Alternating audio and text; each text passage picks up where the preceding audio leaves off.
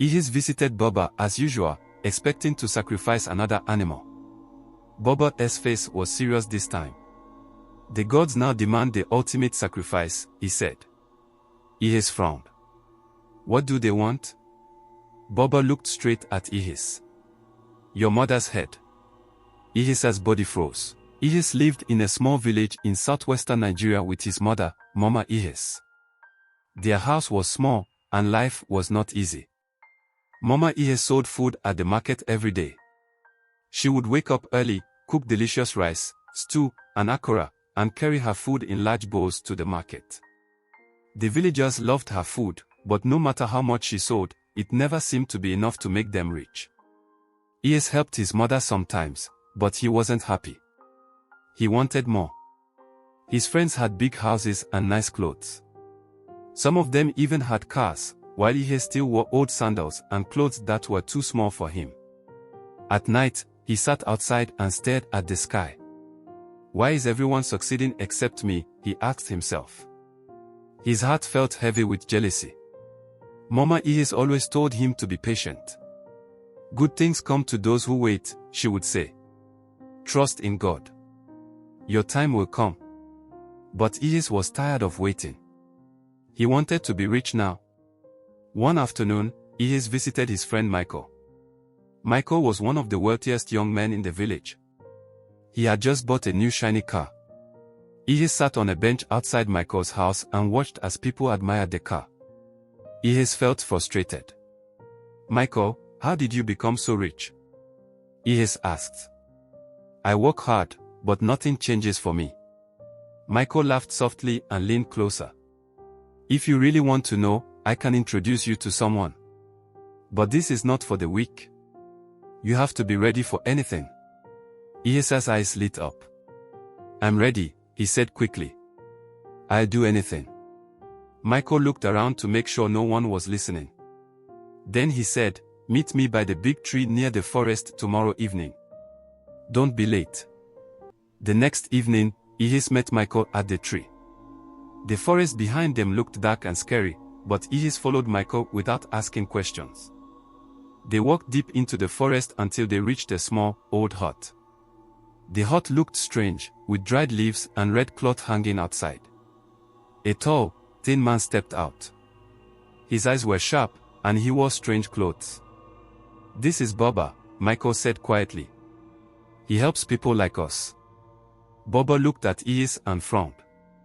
What do you want, boy? He asked in a deep voice. Ehis's heart was beating fast, but he spoke up. I want to be rich. I'll do anything, he said firmly. Baba's eyes narrowed. Anything? He asked again. Ehis nodded. Yes, anything. Baba smiled slowly. Bring me 3 white chickens by tomorrow. We will begin. The next day, Ehis found 3 white chickens and carried them to Baba's hut. Baba performed strange rituals with the chickens. Ehis watched as the chickens were sacrificed, and Baba gave him a small charm. Keep this with you at all times, Baba said. Soon, you will see changes. Ehis left the hut, feeling nervous but excited. He didn't have to wait long.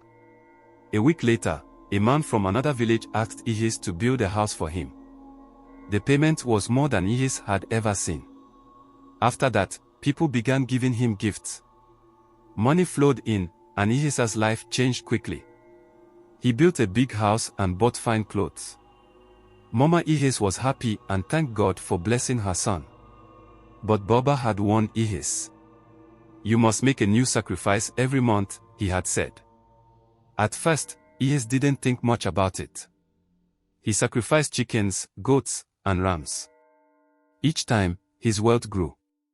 People started calling him Ehis the Great. One evening, Baba called Ehis to his hut. The gods are pleased, Baba said, but the next sacrifice must be bigger. Ehis agreed without asking questions. He was willing to do anything to stay rich. But everything changed in the 6th month. Ehis visited Baba as usual, expecting to sacrifice another animal. Baba's face was serious this time. The gods now demand the ultimate sacrifice, he said. Ehis frowned. What do they want? Baba looked straight at Ehis. Your mother's head. Ehis's body froze. His hands began to shake. My mother, he whispered. Yes, Baba said calmly. The gods want her life. If you refuse, the gods will take your life in 48 hours. Tears filled Ehis's eyes as he walked back home. Mama Ehis greeted him with a warm smile. She had cooked his favorite meal and was humming a song as she served him. How can I harm the person who loves me the most, he thought. His heart ached. He couldn't imagine hurting his mother. The next day, Ehis ran to the church.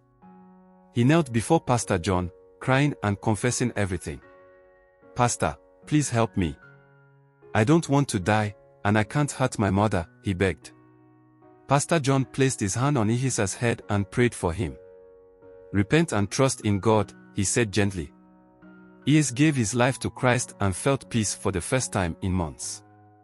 As the hours passed, Ehis stayed by his mother's side. He held her hand and told her how much he loved her.